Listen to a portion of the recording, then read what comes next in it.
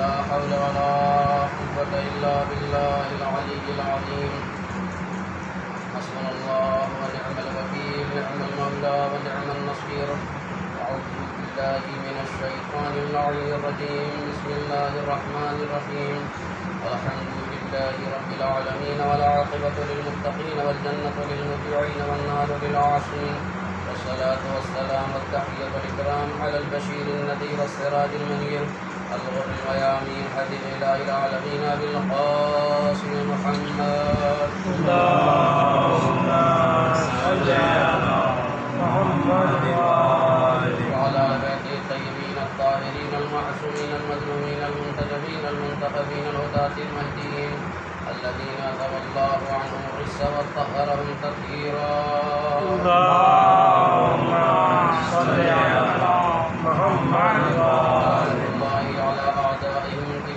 فضائلهم وراسل وحقوقهم أجمعين من الآن إلى قيام يوم الدين أما بعد فقال الله الحكيم في كتابه العظيم وهو أصدق القائلين وقوله الحق بسم الله الرحمن الرحيم تبارك الذي بيده الملك وهو على كل شيء قدير الذي خلق الموت والحياة ليبلوكم أيكم أحسن عملا صلى الله عليه وسلم اللهم صل على محمد قرآن مجید کے مشہور و معروف سورہ مبارک کی یہ ابتدائی آیتیں ہیں جس کی تلاوت کا شرف میں نے حاصل کیا ہے. تبارک الذی بیدہ الملک، پاک و بے نیاز ہے وہ ذات ملک جس کے قبض قدرت پہ. الذی ان اللہ علی کل شیء قدیر وہو علی کل شیء قدیر، اور وہ ہر چیز پہ قادر ہے. وہو علی کل شیء قدیر، وہ ہر چیز پہ قادر ہے. الذی خلق الموت والحیات، جس نے موت اور حیات کو پیدا کیا. لیبلوکم ایکم احسن عملا، تاکہ وہ تمہیں آزمائے، تمہارا امتحان لے کہ تم میں سب سے بہترین عمل والا کون ہے. اس آیت کریمہ میں موت کا ذکر پہلے ہے اور حیات کا ذکر بعد میں ہے، جبکہ ہم اور آپ یہ دیکھتے ہیں کہ انسان کو پہلے حیات نصیب ہوتی ہے اور بعد میں موت آتی ہے. انسان پہلے پیدا ہوتا ہے اور بعد میں مرتا ہے. لیکن قرآن مجید کی ان آیتوں میں ارشاد ہوتا ہے کہ موت اور حیات کو پیدا کیا تاکہ تمہیں آزمائے کہ تم نے سب سے بہترین عمل والا کون ہے.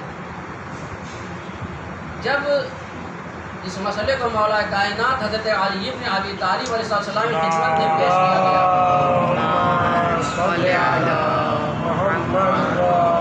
تو مولا نے فرمایا کہ موت جو ہے وہ حیات کا دروازہ ہے. یعنی جو لوگ یہ کہتے ہیں موت پہلے ہے وہ غلط ہے. جو لوگ یہ کہتے ہیں حیات پہلے ہے وہ غلط ہے. حیات بعد میں ہے، موت پہلے ہے. کیونکہ یہاں ہمیشہ انسان کو نہیں رہنا ہے. زیادہ سے زیادہ 100 سال یا 150 سال، وہ بھی گینے چنے لوگ اتنے، ورنہ اکثر لوگ 60-70 سال سے زیادہ نہیں جیتے.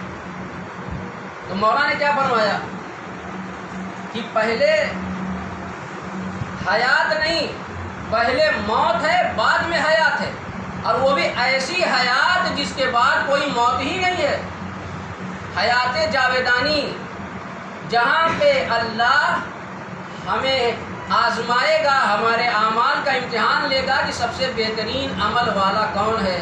اور جب انسان مر جاتا تو حساب کیسے ہوتا؟ یہ میں نہیں کر رہا ہوں، خود مولا کہتے ہیں کہ حیات بعد میں. اب انسان مر گیا، قیامت نہیں معلوم کب آئے گی.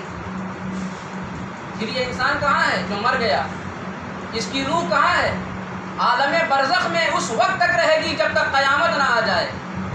مومنوں کی روح وادی السلام میں رہے گی، کافروں کی روحیں وادی برہوت جو یمن میں وہاں رہے گی. جس کا جیسا عمل ہوگا ویسی جزا و سزا پاتا رہے گا. کیونکہ ہمارے چھٹے امام حضرت امام جعفر صادق علیہ السلام فرماتے ہیں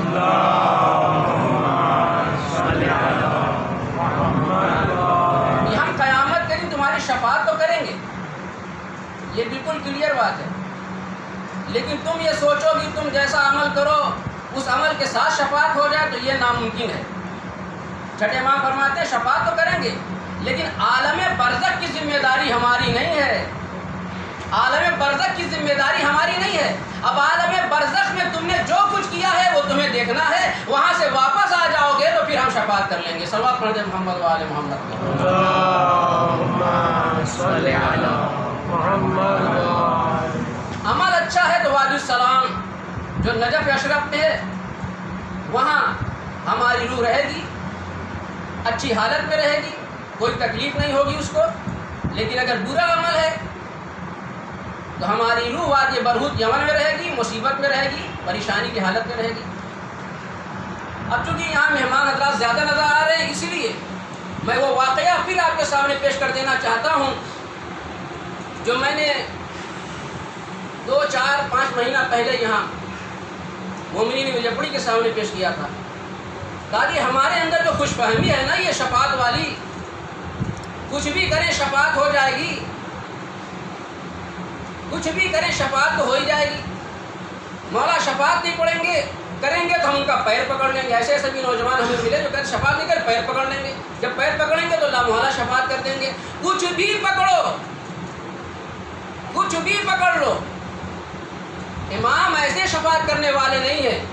جس طرح خدا عادل ہے ویسے ہی ہمارا امام بھی عادل ہے، ہمارا امام بھی عادل ہے، اور اس کی عدالت کا تقاضا یہ ہے کہ گنہگار کو اس کے گناہوں سے پاک ہونے کے بعد شفاعت کی جائے، اور وہی مرحلہ ہے عالم برزخ کا۔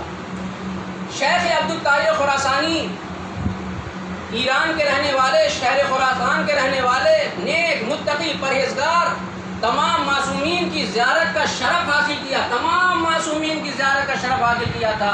زندگی کے آخری ایام میں انہوں نے سوچا کہ چل کے نجف بسا لیتے ہیں، مولا کا جوار نجف اشرف بسا لیتے ہیں، وہیں رہیں گے۔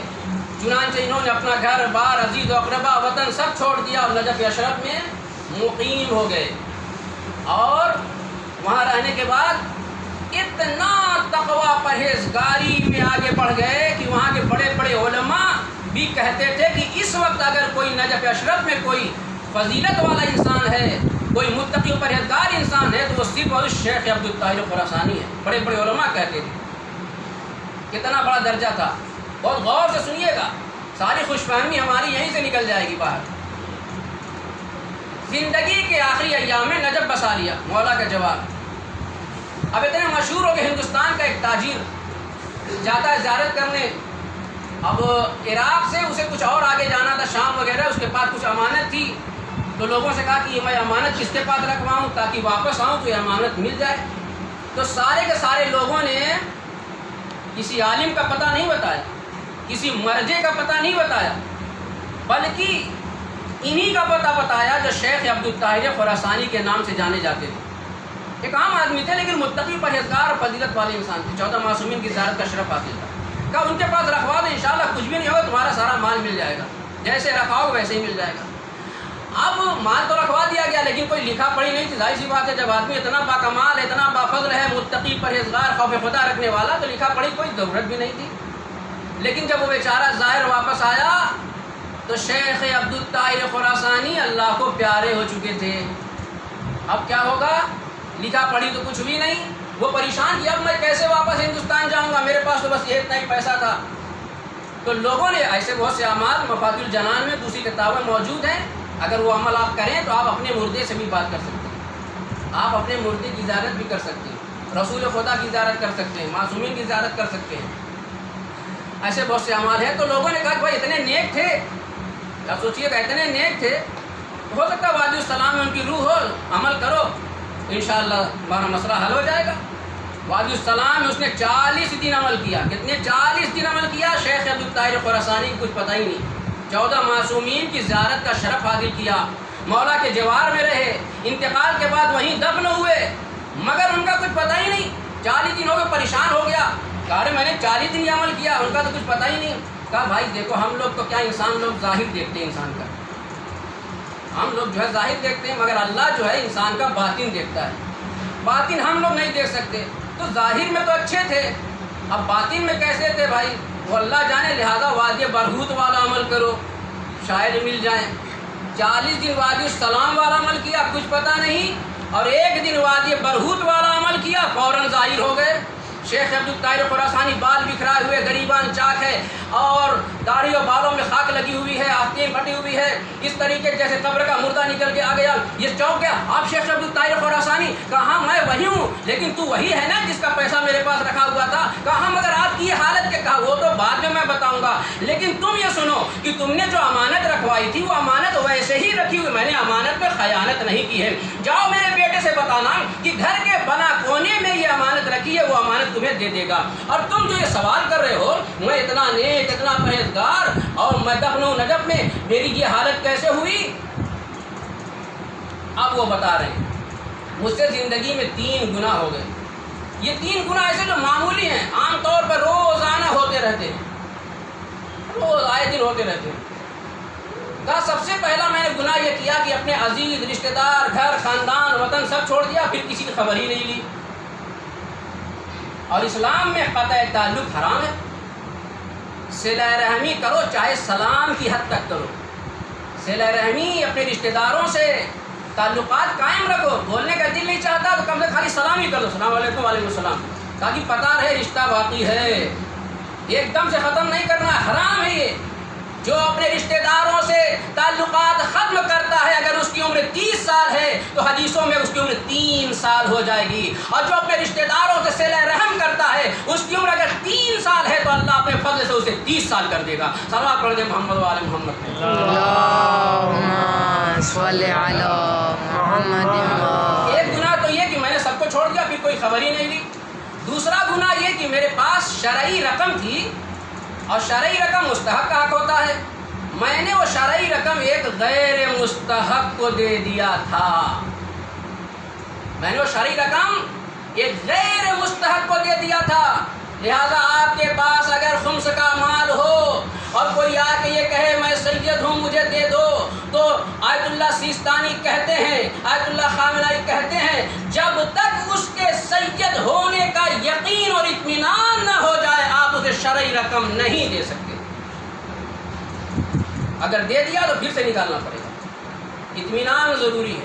دوسرا گناہ یہ شرعی رقم غیر مستحق کو دے دیا تھا۔ تیسرا گناہ یہ جو عام طور سے ہوتا رہتا ہے، جیسے بچے کھیلتے کھیلتے سب کر ڈالتے ہیں ویسے بڑے بڑے لوگ یہ کر جاتے ہیں ہر جگہ۔ تیسرا گناہ، میرے پڑوس میں ایک عالم رہتا تھا، میں نے اس کی ایک دن توہین کر دی تھی، ایک عالم کی میں نے توہین کر دی تھی۔ یہ 3 گناہ ایسے ہیں کہ میرا جسم تو نجف میں دفن ہے اور میری روح وادی برہوت میں عذاب میں معذب ہے۔ صلوات پڑھ دیں محمد وعلی محمد۔ اللہم صلی علی محمد۔ زیادہ بہت زیادہ خوش فہمی مبتلا نہ ہو، کوئی زیارت کرنے جا رہا بھیا میرا وہاں وادی السلام میرا نام لکھ دینا، میرا نام لکھ دینا۔ منبر رسول کی قسم کھا کے کہتا ہوں اگر آپ وادی السلام میں نام نہ لکھوائیں تب بھی اگر آپ کا عمل اچھا ہے تو آپ کی روح وجپڑی سے وہاں پہنچ جائے گی، راجولہ سے وہاں پہنچ جائے گی، بھاؤ نگر سے پہنچ جائے گی، تراجا سے پہنچ جائے گی، ہندوستان سے پہنچ جائے گی۔ لیکن اگر عمل صحیح نہیں ہے تو 100 بار بھی 1000 بار بھی وادی السلام میں نام لکھوا لے تو آپ کی روح وادی السلام میں نہیں پہنچے گی۔ ایک اور صلوات پڑھ دیں محمد وعلی محمد۔ اللہم صلی علی محمد۔ اور قبر جو منزل ہے نا، معصوم فرماتے ہیں جایا کرو، اگر تمہارے اندر عقل پیدا ہو جائے، کسی چیز کا غرور پیدا ہو جائے، بہت پیسے والا ہوں، میرے پاس بنگلہ ہے، میرے پاس 4 ویلر ہے، میرے پاس یہ ہو گیا، میرے پاس وہ ہو گیا، اب اس گاؤں میں مجھ سے جیسا کوئی نہیں ہے، سب مجھے سلام کرتے ہیں، تو پیغمبر فرماتے ہیں کہ تھوڑا قبرستان چلے جاؤ، وہاں جاؤ اور جا کے احساس کرو مجھ سے بھی بڑے تیسمار خان یہاں سو رہے ہیں، مجھ سے بھی بڑے تیسمار خان یہاں سو رہے ہیں۔ بہت سے ایسے ہیں جن کے پاس جہاز بھی تھا، فلیٹ بھی تھا، بنگلے بھی تھے، کئی فلیٹ تھے، ہر شہر میں تھے، مگر آج وہ 2-2.5 گز کی مٹی کے اندر ہیں، فلیٹ ان کا ایسے ہی باقی ہے، کچھ جانے والا نہیں ہے۔ عزیزان محترم، آج جو آیا ہے اسے کل جانا ہے، وہ یہ نہ سمجھ رہنا ہے۔ اسی لیے مولا نے فرمایا کہ یہ موت حیات کا دروازہ ہے، وہاں رہنا ہے، اور اس کے بعد جب قیامت آئے گی تو محشر میں جانا ہے، وہاں سوال جواب کرنا ہے، اور پھر وہاں کے بعد جنت والوں کو جنت میں ڈال دیا جائے گا، دوزخ والوں کو دوزخ میں ڈال دیا جائے گا۔ پھر کہاں موت آئی؟ سب تو زندہ ہی ہے نا۔ اسی لیے مولا نے فرمایا اس زندگی کو زندگی مت سمجھو، ورنہ کچھ بھی ہونے والا نہیں ہے، پھر کرتے رہو گے جو سمجھ میں آئے گا۔ یہ سمجھو ایک نہ ایک دن ہمیں جانا ہے۔ ہم نے ایک آدمی کو قبرستان پہنچایا تو کل لوگ ہمیں قبرستان پہنچا کے آئیں گے۔ تو پاک و بنیاد ہے وہ ذات کہ ملک جس کے قبضے قدرت میں ہے، جس نے موت اور حیات کو پیدا کیا، وہ ہر چیز پہ قادر ہے، جس نے موت و حیات کو پیدا کیا تاکہ تمہیں آزمائے تم میں سب سے بہترین عمل والا کون ہے۔ اب وہاں بہت زیادہ عمل نہیں دیکھا جائے گا، اچھا عمل دیکھا جائے گا، خلوص والا عمل دیکھا جائے گا، اللہ کے لیے کیا گیا عمل دیکھا جائے گا، بس اسی عمل پہ جزا و سزا ملے گی، اسی عمل پہ جزا۔ مرنے والے بہت مرتے ہیں، آتے ہیں جاتے ہیں، مگر اللہ کے رسول حضرت محمد مصطفیٰ صلی اللہ علیہ وسلم فرماتے ہیں صلی علی محمد۔ 4-5 حدیثیں آپ کے سامنے بیان کروں گا کہ کوئی مومن، دیکھیے یہ مومن وہ نہیں جو ہم لوگ خالی مومن بول رہے ہیں، مومن معصوم کی نظر میں جو مومن ہے، معصوم کی نظر میں جو مومن ہے، مومن کی 5 نشانیاں 40 کے موقع پر میں نے اسی منبر سے بیان کیا تھا 1 سال پہلے۔ 51 رکعت نماز روزانہ پڑھنا، یہ ہے مومن کی نشانی، مگر جو ایک وقت کی نہیں پڑھتا وہ کہتا میں سب سے بڑا مومن ہوں۔ آج کا یہ حال ہے، ایک وقت بھی نماز نہیں پڑھے گا کہ میں مومن ہوں۔ یہ دعوے والا مومن نہیں، معصوم کی نظر میں جو مومن ہے وہ حدیث میں بیان کر رہا ہوں۔ 51 رکعت نماز پڑھنا، دائیں ہاتھ میں عقیق کی انگوٹھی پہننا، بسم اللہ بلند آواز سے نماز میں پڑھنا، خاک شفا پہ سجدہ کرنا، 40 کے دن زیارت 40 پڑھنا، یہ ہے مومن کی نشانی، یہ ہے مومن کی نشانی۔ واجب 17 رکعت واجب اور اس کی نافلہ اور نماز عشاء ملا کے کل 51 رکعت نماز ہوئی، جو یہ پڑھے مومن ہے۔ تو یہاں پیغمبر فرماتے ہیں جو بھی آل محمد کی محبت پر مر جائے ایسا مومن وہ شہید مرتا ہے۔ جو بھی آل محمد کی محبت پر مر جائے، مرنے والے تو بہت ہیں، مگر آل محمد کی سچی محبت پہ جو مر جائے، سچی محبت، کون سی سچی محبت ہے؟ صرف دعوی محبت نہیں، سچی محبت یہ ہے کہ ہم جس سے محبت کرتے ہیں وہ جو کہے اسے مانے، اس کی جو خواہش ہے اس خواہش کو پورا کرے۔ آل محمد کی سچی محبت میں جو مر جائے وہ شہید مرتا ہے۔ آل محمد کی محبت میں جو مر جائے وہ مغفور مرتا ہے، معاف کیا ہوا مرتا ہے۔ آل محمد کی محبت میں جو مر جائے وہ بخشا ہوا مرتا ہے۔ آل محمد کی محبت میں جو مر جائے وہ تائب مرتا ہے، توبہ کیا ہوا مرتا ہے۔ آل محمد کی محبت میں جو مر جائے اس کی قبر کو فرشتے جنت کا نمونہ بنا دیتے ہیں۔ آل محمد کی محبت میں جو مر جائے وہ جنت کی طرف اس طرح جاتا ہے جیسے ایک نئی نویلی دلہن شوہر کے گھر کی طرف جاتی ہے۔ سچی محبت ہونا چاہیے، یہ ساری چیزیں اس کے لیے ہیں۔ عمل سے قبر جنت کا نمونہ بنے گی، اینٹ پتھر سے نہیں بننے والی ہے۔ میں بہت سی جگہوں پہ گیا ہندوستان میں، دیکھا کہ لوگوں نے اپنے مرحوم کی قبروں کو اتنا خوبصورت بنا دیا، ٹائلس لگا دی ہے، چھت لگا دی ہے اس میں، تاکہ پتا چلے فلاں صاحب جو گاؤں کے سب سے بڑے تھے ان کی یہ قبر ہے۔ اسے کچھ ہونے والا نہیں، قبر اپنے عمل سے کہتے جب کوئی مومن، ایسا سچا مومن جب مرتا ہے اور کاندھے پہ لے کر اسے جاتے ہیں تو وہ جگہ جو دیتے ہیں نا تو اسے خراب لگتا ہے۔ پیغمبر فرمایا، وہ کہتا ہے جلدی قبر تک پہنچاؤ، جلدی پہنچاؤ، یہ روک کیوں رہے ہو، جلدی پہنچاؤ۔ اور جب وہ قبر میں 70,000 فرشتے اس مومن کے ساتھ جاتے ہیں، سچا مومن جو ہوتا ہے، اور قبر میں رکھتے ہی جو 2.5 گز کی، 1.25 گز کی، 2.25 گز کی جو قبر ہوتی ہے وہ فوراً پھیل کے جنت کا نمونہ بن جاتی ہے۔ کس لیے؟ عمل کی بنیاد پر۔ اور جو بے عمل ہوتا ہے، گنہگار ہوتا ہے، اسے جگہ دیتے کہتا ہے اور تھوڑی دیر کر، اور تھوڑا، مجھے ابھی قبر مت لے جاؤ، وہ کہتا ہے ابھی مت لے جاؤ، ابھی مت لے جاؤ۔ تو آپ کیا چاہتے ہیں؟ جلدی سے قبر میں جانا، اس قبر میں جو جنت کا نمونہ بن جائے یا اس قبر میں جہنم کا نمونہ بن جائے۔ آیت اللہ خمینی ہے، تم اپنی قبر کو کہتے ہیں تو اپنی قبر کو جہنم کا گڈھا مت بناؤ، اپنی قبر کو جنت کا نمونہ بناؤ۔ ایسی قبر بناؤ جہاں علی و حسین آئے، ایسا کردار بناؤ جہاں علی و حسین آئے، ایسا کردار نہ بناؤ محروم رہ جاؤ اپنے امام سے بھی. ایک صلوات پڑھ دیں محمد والے محمد پہ. اللہم صلی علی محمد. یہ موت ہمیشہ یاد رکھو. آپ سمجھتے ہوں گے صبح کی نماز افضل ہے, ظہر کی نماز اپنی جگہ ہے, سب افضل اپنی جگہ. لیکن ابھی جو میں نے حدیث دیکھی, شیخ صدوق کی کتاب لکھی ہوئی جامع الاخبار, فرماتے ہیں سب سے افضل عبادت موت کو یاد کرنا. سب سے افضل عبادت کیا ہے؟ موت کو یاد کرنا. کیوں؟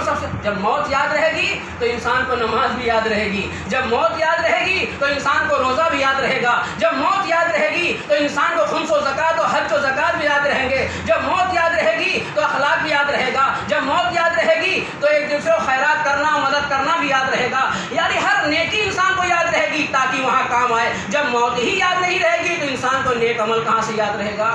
آنے والے آتے ہیں اور جانے والے جاتے ہیں. ایک شخص جہاں بھی رہو گے موت تمہیں پالے گی. اینما تکونوا یدرککم الموت, تم جہاں بھی بھاگو گے موت تمہیں پالے گی. جناب سلیمان کے دربار میں ایک شخص بیٹھا ہوا تھا. ملک الموت انسانی شکل میں نبیوں کے پاس آتے تھے. ملک الموت آ گئے اور گور گور کے اس کو دیکھ رہے ہیں. وہ ڈرا, اس وقت کچھ نہیں بولا.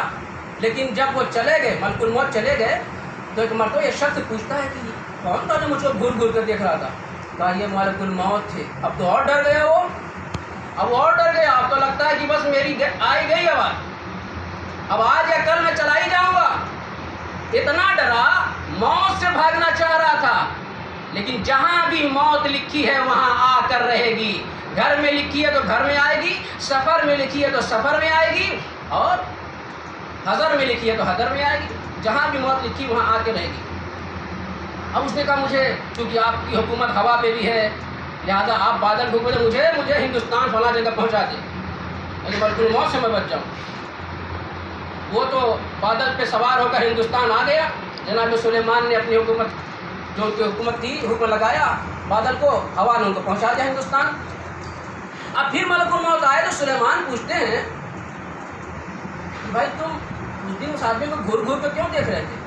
کہا میں گھور کر نہیں دیکھ رہا تھا, میں سوچ رہا تھا کہ اللہ نے فلاں وقت فلاں ٹائم پہ اس کی روح ہندوستان کے فلاں جگہ پہ قبض کرنے کو مجھ سے کہا ہے, اور وہ یہاں پہنچا ہوا ہے, یہاں بیٹھا ہوا ہے.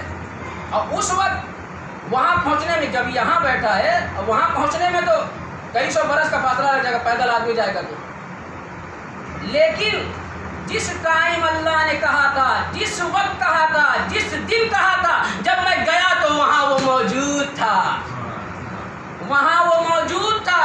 یعنی وہ خود نہیں آیا, موت بلا رہی تھی, آ جاؤ ملک الموت کا استقبال کرنے. صلوات پڑھیے محمد والے محمد پر. اللہم صلی علی محمد والے محمد. وہاں پہنچ ہی جائے گا. جس حالت میں موت انسان کی آنے والی ہے اس حالت میں آ کے رہے گی. وہ چاہے ایکسیڈنٹ سے ہو موت, ہاسپٹل میں ہو موت, یہاں پہ ہو موت, وہاں پہ ہو موت. آج لوگ کسی کی موت ہو جاتی ہے ہاسپٹل میں, لاتے ہیں ڈاکٹر کو مارنے بیچارے کو. ڈاکٹر کا کیا قصور ہے, وہ تو کر رہا ہے علاج, بچایا کیوں نہیں میرے مریض کو. ڈاکٹر پٹتے ہیں, کرسیاں توڑی جاتی ہیں, کمپیوٹر توڑا جاتا ہے, یہ توڑا جاتا ہے. دنیا آج اس مقام پہ پہنچ گئی, نقلی طریقے سے بچہ تو پیدا کر لیتی ہے مگر موت پہ کنٹرول حاصل نہیں ہوا ہے. موت پہ کنٹرول صرف خدا کا ہے.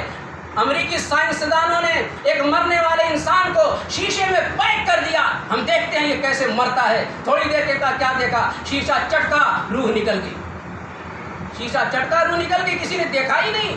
روح دکھانے والی چیز تھوڑی ہے. جنازے میں, جنازے کے اوپر روح رہتی, کوئی دیکھتا ہے؟ کوئی دیکھتا ہے روح کو؟ جنازہ جیسے جاتا ہے جنازے کے اوپر روح رہتی ہے, ساتھ ساتھ رہتی ہے, کوئی نہیں دیکھتا. دیکھ لے گا تو کوئی جنازے میں جائے گا بھی نہیں. بھائی بھاگو بھاگو, کوئی نہیں جائے گا. روح ہم کو دیکھتی ہے. یہاں تک کہ جب دفن کر دیتے ہیں تو وہ قبر میں خود ساتھ ساتھ اس کے دفن ہو جاتی ہے, اور پھر سارے لوگ چلے جاتے ہیں تو اس وقت وہ روح اس کے اندر ڈالی جاتی ہے. وہ بیٹھتا ہے, پھر وہ مولانا صاحب اکیلے سمجھاتے ہیں, بولو اللہ ہمارا رب ہے, محمد ہمارے نبی ہے. یہ وہی وقت ہوتا ہے, یہ وہی وقت ہوتا ہے جب منکر نکیر آتے ہیں. بیچارے مولانا صاحب اکیلے بیٹھے رہتے ہیں. دن میں ہے تو ٹھیک ہے, آدھی رات کو اگر اکیلے بیٹھنا ہوگا تو کیا پڑھنا پڑتا ہے. ایک مولانا صاحب ایسے ہی تلقین پڑھ رہے تھے، اب اس قبر کو فشار قبر ہو گیا، اس صاحب قبر کو فشار قبر ہو گیا، قبر فوراً یہی تلقین اکیلے والی پڑھ رہے تھے، فوراً قبر دھسی، مولانا وہیں گرے اور 6 مہینہ بیمار رہے، پھر اللہ کو پیارے ہو گئے۔ اللہ نہ کرے کبھی میرے ساتھ ایسا ہو بھائی، صلوات پڑھیے محمد وعلى محمد۔ اللہم صل علی محمد وآل۔ اللہ سب کو فشار قبر سے محفوظ رکھے، سب کو سکرات موت سے محفوظ رکھے۔ فشار قبر سے پہلے سکرات موت ہے، جو اولاد اپنے ماں باپ کو ناراض رکھتی ہے، ماں باپ کا دل دکھاتی ہے، سکرات موت اس کے اوپر واجب ہے۔ سکرات موت بڑی کٹھن، جنازہ اٹھتا ہے یعنی روح نکل نہیں رہی ہے، پلنگ کے اوپر، گدے کے اوپر، بیڈ کے اوپر، اتنے اوپر پر جسم کودتا ہے، روح نکلتی نہیں ہے، سکرات موت۔ مجھے بتایا گیا دلی میں ایک جگہ شکارپور ایک عورت اپنی زبان چبا رہی تھی، دانتوں سے زبان چبا رہی تھی۔ سکرات موت اسے کہتے ہیں، انسان دانتوں سے اپنی زبان چباتا ہے، یہ ہے سکرات موت۔ موت سے پہلے اس کی روح نہیں نکلتی ہے اور اس کا بدن کبھی اوپر کبھی نیچے آتا ہے، اسے کہتے ہیں سکرات موت۔ اللہ سب کو اس سکرات موت سے محفوظ رکھے۔ اگر اس سکرات موت سے محفوظ رہنا ہے، اپنے والدین کو راضی رکھو، اپنے والدین کو راضی رکھو۔ والدین زندہ ہیں تو ان کی خدمت کرو، والدین مر چکے ہیں تو ان کے لیے اثار ثواب کرو۔ صلوات پڑھ دے محمد وعلى محمد۔ اللہم صل علی محمد بہت زیادہ وقت آپ کا نہیں لینا ہے، میں 2-3 باتیں اور درد کے بعد زحمت تمام کر دینا چاہتا ہوں۔ موت کو ہم سمجھیں، موت سے کبھی غافل نہ رہیں، کبھی بھی موت سے غافل نہ رہیں، ہمیشہ تیار رہیں۔ اور جب موت کے لیے تیار رہیں گے تو ہمارے اوپر کسی کا کوئی حق نہیں رہے گا، نہ اللہ کا حق رہے گا اور نہ بندوں کا حق رہے گا۔ پیغمبر اکرم معراج پہ گئے، گھومتے گھومتے جب جنت کی طرف سے گزرے، کیا دیکھا؟ جنت کے دروازے میں ایک شخص کھڑا ہے۔ جبریل نے پوچھا یہ کون ہے؟ کہا یہ ایک شہید ہے۔ کہا دروازے پہ کیوں کھڑا ہے؟ کہا شہید تو ہے مگر ایک انسان کا 1 درہم باقی ہے، اس لیے جنت میں جانے کی اجازت نہیں مل گئی۔ معراج میں پیغمبر نے دیکھا شہید جنت کے دروازے پہ کھڑا ہے مگر 1 درہم ایک انسان کا اس کے اوپر باقی ہے، جنت میں جانے کی اسے اجازت نہیں مل رہی ہے۔ اللہ نہ کرے ہم مر جائیں اور ہمارے قاعدے میں کسی کا حق رہے۔ اسی لیے مراج کرام نے کہا جب کوئی مر جائے سب سے پہلے اس کا قرضہ ادا کرو، سب سے پہلے اس کا قرضہ ادا کرو، کیونکہ حقوق الناس میں شامل ہے۔ اللہ اپنا حق تو معاف کر دے گا، رحمان الرحیم ہے۔ بعد میں اس کی نماز قضا ہے تو نماز پڑھواؤ، روزہ قضا ہے تو روزہ پڑھواؤ، حج قضا ہے تو حج کراؤ، لیکن پہلے اس کا قرضہ ادا کراؤ۔ اگر اس قابل نہیں ہے تو اعلان کر دو جس کے ذمے، جس کا قرضہ اس کے ذمے ہے، کھلے دل سے وہ معاف کر دیں تاکہ قبر میں اس کو کوئی پریشانی ہونے نہ ہو۔ 2 ہی صورت ہے، یا تو قرضہ ادا کیا جائے یا لوگوں سے معاف کرا دیا جائے۔ بھائی کسی کے ذمے، کسی کا قرضہ اس کے ذمے ہے تو سب لوگ کھلے دل سے معاف کر دیں۔ اور آدمی ایسا ہے جو ادا کر سکتا ہے تو اعلان کرے بھائی ہم سے بتا دے اگر اس کا کسی کا قرض اس کے اوپر ہے تاکہ ہم اس قرضے کو ادا کر دیں۔ تو بس موت ہے کیا یہ سمجھیے۔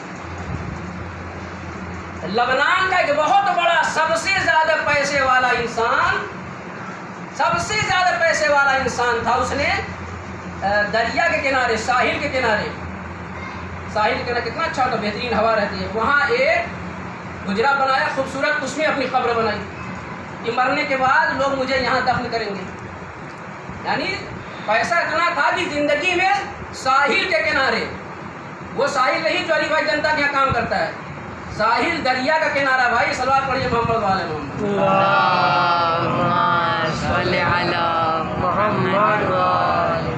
وہاں پہ محل بنایا، اس میں قبر بنائی کہ میری قبر یہاں بنے۔ ہوا کیا؟ جہاز بھی اس کے پاس تھا، اتنا پیسے والا آدمی لبنان کا مسلمان تھا، اتنا پیسہ تھا اس کے پاس، پرائیویٹ جہاز بھی تھا۔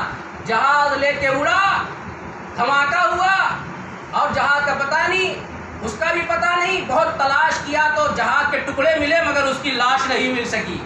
اتنا اہتمام کیا تھا مجھے ساحل پہ دفن کیا جائے گا، اس بہترین مکان کے اندر جو میں نے قبر بنائی اس میں دفن کیا جائے گا، مگر اللہ کو یہ منظور نہیں تھا، اللہ کو یہ منظور نہیں تھا۔ اللہ کہنا یہ چاہ رہا ہے تمہیں جو منظور ہے میں اس کی فکر نہیں کر رہا ہوں، مجھے جو منظور ہے وہ میں کر کے رہوں گا۔ صلوات پڑھ دے محمد وعلى محمد۔ اللہم صل علی محمد۔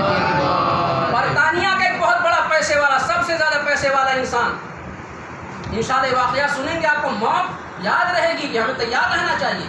ایک حجرہ اس نے بنایا تھا اپنے محل کے اندر جس میں ہیرے جواہرات رکھے رہتے تھے، روز اس کی زیارت کرنے جاتا تھا. کمال ہے، ہم تو امام کی زیارت کر رہے ہیں، ان کے روزے کی زیارت کر رہے ہیں، وہ ہیرے جواہرات کی زیارت کرنے روز جاتا تھا. ایک دن گیا تو باہر سے دروازہ بند ہو گیا. وہ دروازہ ایسا تھا کہ اندر سے کھل ہی نہیں سکتا تھا، باہر سے کھلا، اسی میں رہ گیا. اب وہ پیٹ رہا ہے، چلا رہا ہے، مگر آواز آ ہی نہیں رہی ہے. کافی اندر تھا وہ مکان. اب کبھی کبھی وہ بغیر بتائے تفریح کے لیے نکل جاتا تو لوگ سمجھے کہیں گھومنے چلا گیا ہوگا، بغیر بتائے نکل جاتا تھا. ایک دن لوگوں نے دیکھا کہ کئی دن ہو گئے کچھ باس آ رہی ہے. یہ دیکھیے اتنے پیسے والا، اتنی دولت والا، ہیرے جواہرات کی زیارت کر رہا تھا. لیکن جب اللہ نے اپنا انتظام کیا، کیسے کیا؟ اللہ نے بتایا یہ ہیرے جواہرات، یہ دولت، یہ ثروت تمہیں کام آنے والی نہیں ہے. بند دروازے میں ملک الموت کو بھیجا اور ملک الموت روح قبض کر کے چلے گئے. ملک الموت کے لیے تو چابی کی ضرورت نہیں ہے نا بخاری صاحب، نہیں نا، وہ تو کہیں سے بھی آ سکتے ہیں. نہ کھڑکی کی ضرورت ہے، نہ دروازے کی ضرورت ہے، وہ تو آ جائیں گے، آواز کر روح قبض کر کے چلے جائیں گے. تو اب وہ تو آئے اپنا کام کر کے چلے گئے، لیکن مرنے سے پہلے اس نے اپنی انگلی کاٹی اور دیوار پہ لکھا برطانیہ کا سب سے زیادہ پیسے والا انسان آج بھوک و پیاس کی وجہ سے جان دے رہا ہے، مر رہا ہے. آج سب سے زیادہ پیسے والا انسان بھوک و پیاس کی وجہ سے مر رہا ہے. جب لوگوں نے دروازہ کھولا سڑی ہوئی لاش تھی، دیوار پہ لکھا ہوا تھا کہ برطانیہ کا سب سے پیسے والا انسان بھوک و پیاس کی وجہ سے آج مر رہا ہے. یعنی جب موت آئی تو کوئی مدد کرنے والا، نہ اس کے سپاہی، نہ اس کے گھر والے، نہ اس کے بیوی، نہ اس کے بچے، نہ اس کا پیسہ، نہ اس کی دولت، نہ ہیرے، نہ جواہرات، نہ محل، کچھ نہیں. ملک الموت اپنا کام کر کے چلے گئے، اس کی لاش سڑتی رہی. یہی حال شداد کا ہوا. ملک الموت سے ایک مرتبہ پوچھا اللہ نے کبھی تمہیں رحم آیا؟ کہا 2 بار رحم آیا مجھے. ایک بار تو اس وقت رحم آیا جب دریا میں طوفان ہے، کچھ لوگ دریا میں سفر کرے، جہاز ڈوب گیا، اس میں بہت سے لوگ مر گئے، جہاز بھی ڈوب گیا، لوگ بھی ڈوب گئے، مگر ایک عورت تختے پہ ہلتی ہلتی ساحل کے کنارے آئی اور جو ہی وہ خشکی پہ آئی اس نے ایک بچے کو جنم دیا. اور جو ہی بچے کو جنم دیا اللہ نے کہا اس عورت کی روح قبض کر لو. مجھے بڑا رحم آیا، مگر اللہ کے حکم کو میں کیا کر سکتا ہوں؟ اللہ نے حکم دیا. میں یہی سوچ رہا تھا اس بچے کا کیا ہوگا. جو ہی بچے نے جنم دیا اللہ اپنی قدرت کو دکھانا چاہ رہا تھا کہ دیکھو ہم جس پہ رحم کرتے ہیں وہ ہمارے ساتھ کیا کرتا ہے. یہ شداد تھا. اللہ نے جس کو وہ ملک الموت سوچ رہے تھے کہ پرورش کون کرے گا، مگر اس جنگل میں اللہ نے اس کی پرورش کی، اسے اتنا بلند کیا، بڑھایا، صحت دی، تندرستی دی، پیسہ دیا، دولت دیا کہ ایک مرتبہ لوگوں نے جنت کی مثال دیا، ایسا کام کرو جنت کہاں کا مرنے کے بعد. کہہ رہے مرنے کے بعد پتہ نہیں کب ملے گی، ہم تو یہی جنت بنائے رہے ہیں. 100 سال میں جنت تیار کی اور جب جانے کا وقت آیا یہی شداد جس پہ اللہ نے رحم کیا. اللہ نے رحم کیا، اسے صحت دی، تندرستی دی اور اس کے بعد دولت و ثروت دی کہ میرا شکر ادا کرے گا، مگر نافرمان ہو گیا. ارے پتہ نہیں کب مرنے کے بعد جنت ملے گی، میں تو جنت میں یہی جانا چاہتا ہوں. 100 سال میں جنت تیار ہوئی. اب اس کے بعد شداد جنت کو دیکھنے چلا، ابھی پیر رکھنے بھی نہیں پایا تھا، ملک الموت کو اللہ نے بھیجا اس کی روح قبض کر لی. ملک الموت کا دوسرا وہ وقت تھا مجھے رحم آیا، کم سے کم اللہ کو چاہیے تھا جنت تو دکھا دیتا. صلوات پڑھ دے محمد والے محمد. اللہم صلی علی محمد. ایسی بہت سی مثالیں ہیں لیکن دوپہر کا وقت ہے اور کھچڑے کی ماں کا آپ کے ناک میں جا رہی ہوگی، زیادہ میری مجلس بھی نہیں سن پائیں گے آپ. اے مولانا کب اتنے یہ دل کہہ رہا ہے. صلوات پڑھیے محمد والے محمد. اللہم صلی علی محمد. ویسے بھی بہت زیادہ مجلس میں نہیں پڑھتا، زیادہ سے زیادہ پونا گھنٹہ. بڑی مجلس ہوتی ہے سال میں کبھی تو 1 گھنٹہ ہو جاتی ہے اور لوگوں کو دیکھ کے ہی مجلس پڑھنا چاہیے. ایسا نہیں سناتے جائیں، سننے والا تیاری نہ ہو سننے کے لیے، یہ بھی ہوتا ہے. نہ اسے پکڑنا چاہیے. لگے 2 گھنٹہ سنائے جا رہے ہیں، سننے والا سننے کے لیے تیار نہیں، تو اس کے لمٹ کتنی ہے اس کے سننے کی، وہ سب آپ کے مجلس پڑھنا چاہیے. ایک اور عظمت ہے اہل بیت میں صلوات پڑھ دے محمد والے محمد.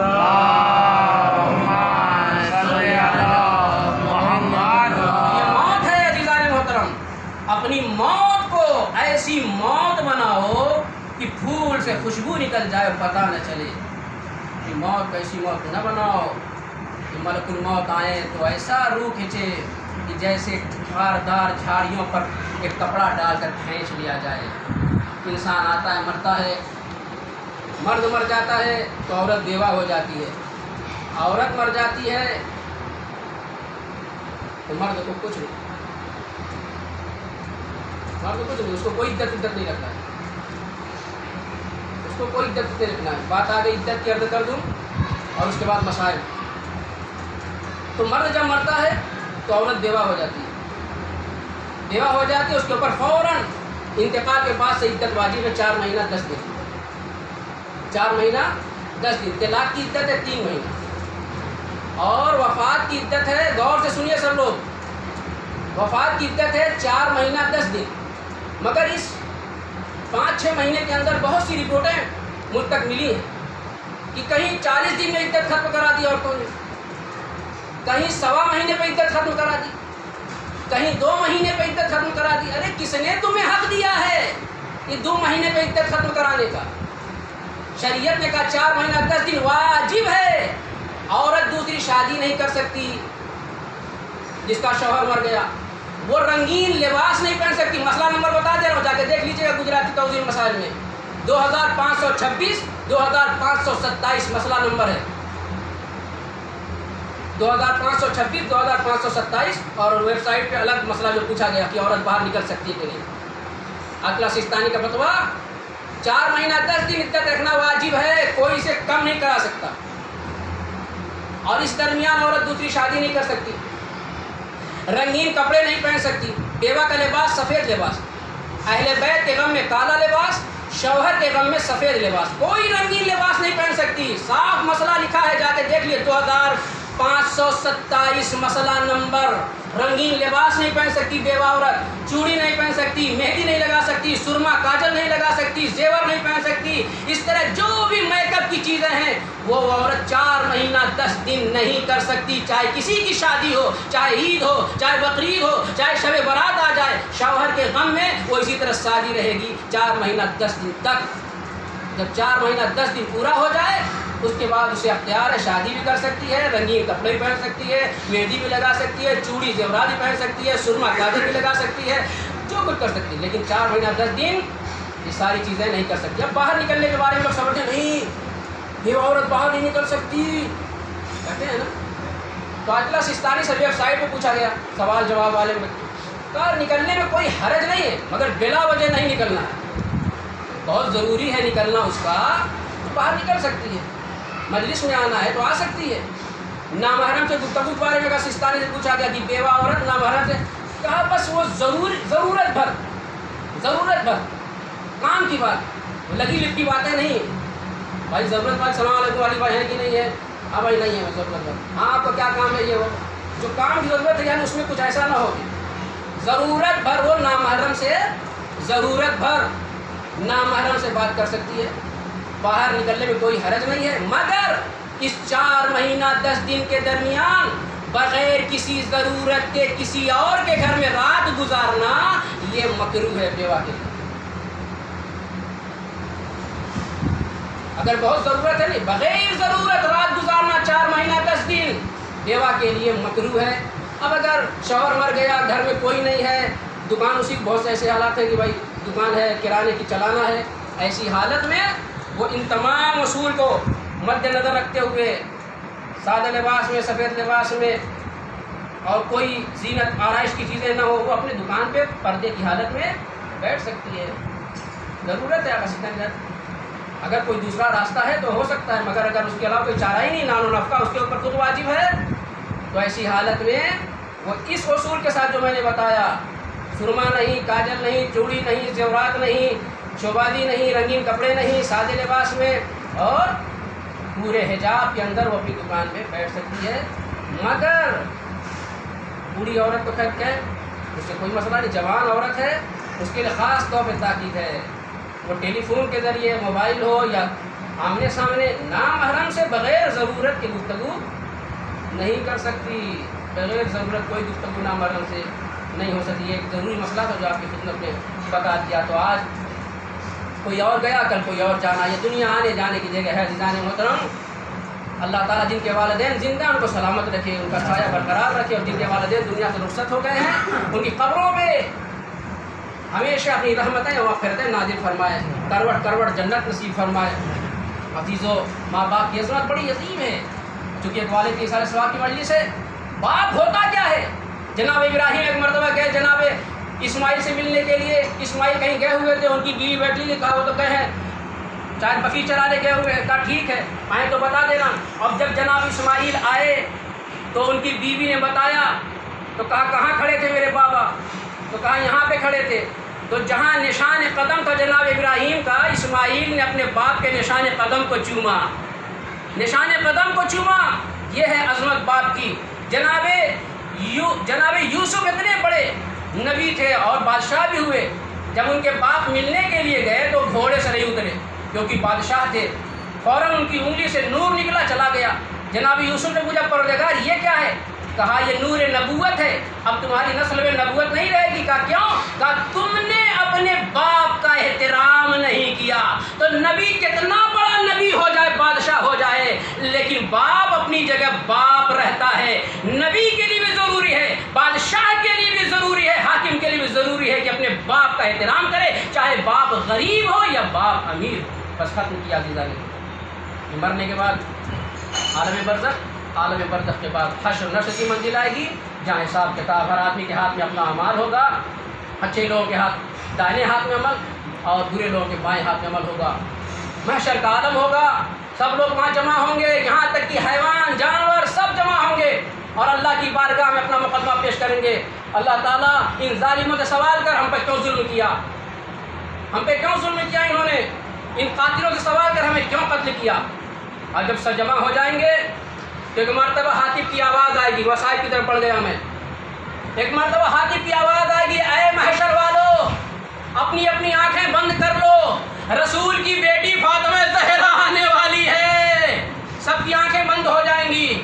بی بی زہرا ایک ہاتھ میں عباس کے بازو، دوسرے ہاتھ میں اپنے بیٹے حسین کا خون کا رنگین کرتا لے کے آئیں گی۔ پوچھا جائے گا بیٹی، رسول خدا پوچھیں گے بیٹی میری امت کی شفاعت کے لیے تیرے پاس کیا ہے؟ بی بی زہرا کہیں گی بابا آپ کی امت کی شفاعت کے لیے عباس کے بازو حسین کا کرتا ہی کافی ہے۔ لو سارے نبی، سارے اوصیاء، سارے ائمہ، سارے علماء وہاں بیٹھیں گے، نور کے منبر پر ہوں گے، نور کے منبر پر ہوں گے، جانور چرند پرند سب رہیں گے، یہاں تک کہ چڑیا باز کی فریاد لے کے آئے گی، چڑیا باز کی فریاد لے کے آئے گی، بغیر سینگ والے جانور کی فریاد لے کے آئیں گے۔ اے پروردگار ان سے سوال کر انہیں ہم پر ظلم کیوں کیا، اے پروردگار یہ سوال کر ہم پہ انہیں ظلم کیوں کیا۔ یہاں تک کہ گھوڑے آئیں گے وہ بھی سوال کریں گے اور ان میں کربلا کے گھوڑے بھی ہوں گے۔ میں بات بہت لمبی ہے، کاٹ کے عرض کر رہا ہوں۔ سب جمع ہوں گے محشر میں، جانور پرندے سب جو بھی مظلوم ہوں گے، اللہ کی بارگاہ میں بس یہی کہیں گے پروردگار سوال کر انہوں نے کیوں ایسا کیا، سوال کر انہوں نے کیوں قتل کیا، سوال کر انہوں نے کیوں ظلم کیا۔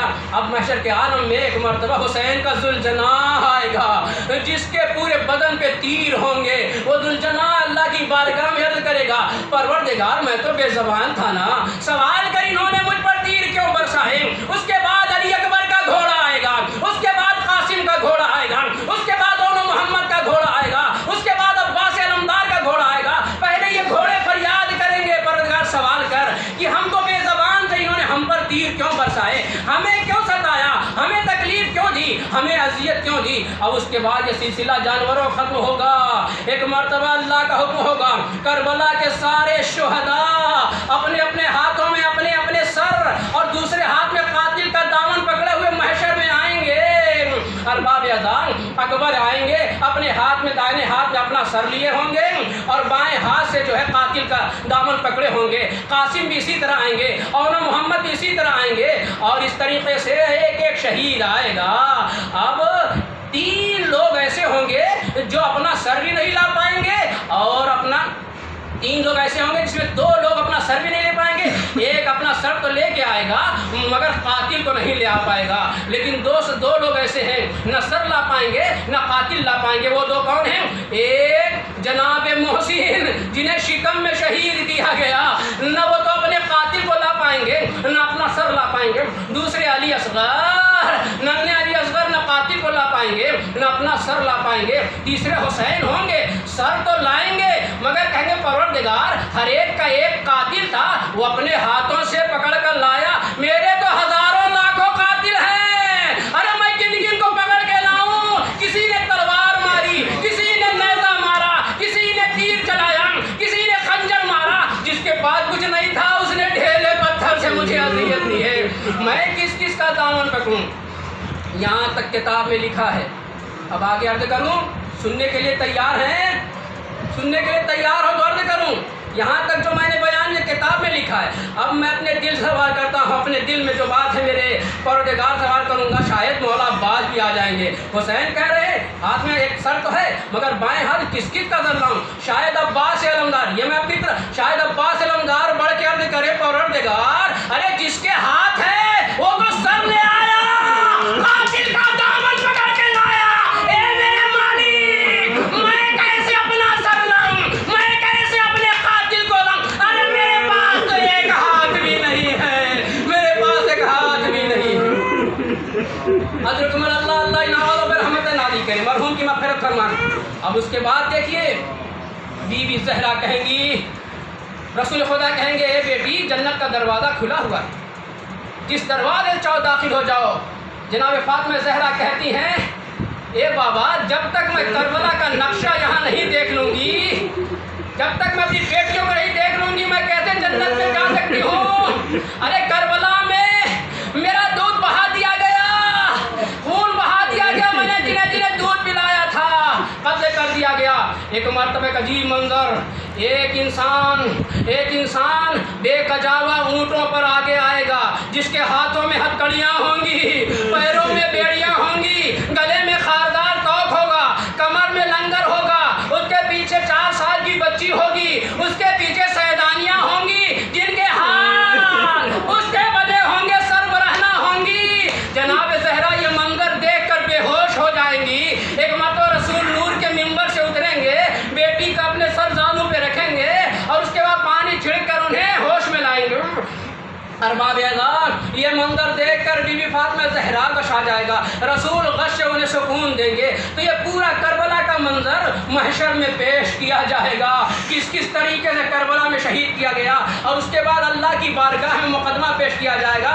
پروردگار ان سب سے سوال کرو ظالموں سے، انہوں نے ہمیں قتل کیوں کیا، انہوں نے ہم پہ ظلم کیوں کیا، انہوں نے ہمارے ہاتھوں میں ہتھکڑیاں کیوں پہنائیں، انہوں نے بیڑیاں کیوں پہنائیں، انہوں نے خاردار توق کیوں پہنایا، انہوں نے ہمیں اونٹوں کی ننگی پشت پر سوار کر کے سر برہنہ دیار و دیار کیوں پھرایا؟ لو اب میں یہاں سے کربلا آ گیا۔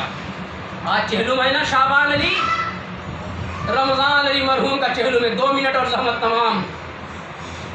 زیارت پہ بھی بہت سے لوگ آئے تھے، روزے کے دن تھے مگر لوگ دور دور سے آئے، اور آج میری آنکھوں کے سامنے مقامی لوگوں سے زیادہ مہمان نظر آ رہے ہیں۔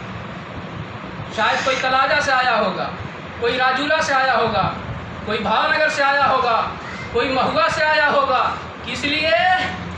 علی بھائی کو پرسہ دینے، ان کے بھائی کو پرسہ دینے، کس کا؟ ان کے باپ کا پرسہ دینے۔ مگر ہائے یہ منظر جو شہزادی دیکھ کے بے ہوش ہو گئی، یہی قافلہ لٹ کر کربلا آ رہا ہے۔ 2 منٹ زمن تمام 20 صفر سن 62 ہجری کو جابر بن عبداللہ انصاری زیارت کو گئے ہیں۔ زیارت کرتے کرتے قبر ہلی ہے، جابر دور ہو جا میری بہن آ رہی ہے، جابر دور ہو جا میری بہن آ رہی ہے، اے جابر قبر سے دور ہو جاؤ۔ جابر اپنے غلام عطیہ کہتے ہیں اے غلام مجھے جلدی کنارے لے چل، اور جا کے دیکھ راستے پہ کھڑے ہو کر میرا آقا سجاد آ رہا ہے، جب آئے تو مجھے بتا دینا۔ جابر ایک جگہ کھڑے ہو گئے، عطیہ تو ان کا غلام تھا، آگے بڑھا، بڑی دیر تک کھڑا رہا۔ اچانک مجھے کالے کالے علم نظر آئے، علم کے پیچھے ایک لہیف و لاغر بیمار نظر آئے جو اونٹ پہ بیٹھا تھا، اس کے پیچھے پیچھے کالی کالی ہماریاں نظر آئیں، مگر ان میں کوئی دوسرا نہیں تھا۔ اللہ آپ سب کو سلامت رکھے۔ ایک حسین کے غلام کے لیے پرسہ دینے کے لیے جمع ہو گئے، اتنی دور دور سے آئے ہیں، مگر ہائے حسین کے اہل حرم کو پرسہ دینے کے لیے کوئی نہیں، گھر ہی والے ہیں، خود ہی ماتم کریں گے، خود ہی پرسہ لیں گے ہر بھاو ادا۔ اب یہ قافلہ آیا، جو ایک مرتبہ جتنی بیویاں تھیں اپنے آپ کو گھوڑے سے اونٹ سے نیچے گرایا، ہر ایک قبر حسین کی طرف بڑھے۔ زینب نے اپنے آپ کو حسین کی طرف، اٹھو حسین عابد بیمار آئے ہیں، قیدی بنا کے شام کا دربار آئے ہیں، کوفے کو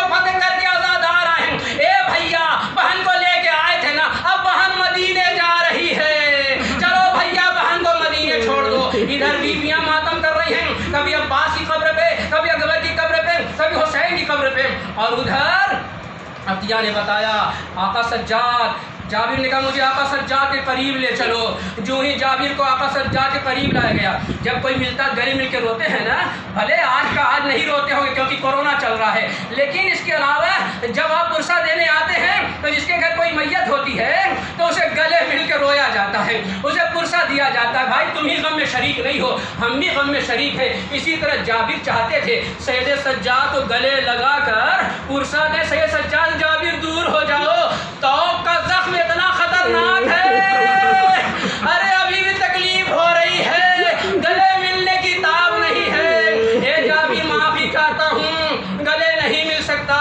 اس کے بعد بیبیاں ادھر ماتم کر رہی ہیں، سید سجاد جابر کا ہاتھ پکڑے ہیں، اور اس کے بعد کہتے جابر یہاں دیکھو میرا بھیا کڑیل جوان علی اکبر گھوڑے سے گرا، یہاں اس کے سینے میں برچھی لگی، یہاں قاسم کا لاشا پامال ہوا، یہاں اونو محمد گرے، ایک ایک کی شہادت بیان کر رہے ہیں، اور اس کے بعد اس منزل پہ آئے، اے جابر یہ وہ مقام ہے جہاں میرا بابا گھوڑے سے زمین پہ آیا، تو نہ زین پہ تھا نہ زمین پہ تھا، 3 گھنٹہ اس کا لاشا ارے تیروں پہ معلق تھا، ایسے میں شمر ملون بند خنجر لیے ہوئے بڑھا، اس پہ سوار ہوا اور حسین کے گردن پہ خنجر پھیرنا شروع کیا، 12 ضربوں کے بعد حسین کا گلا تن سے جدا ہو گیا، زمین کربلا ہلنے لگی، فرات کا پانی اچھلنے لگا، سیادیاں چلنے لگی، سورج کو کہن لگ گیا، منادی ندا دینے لگا،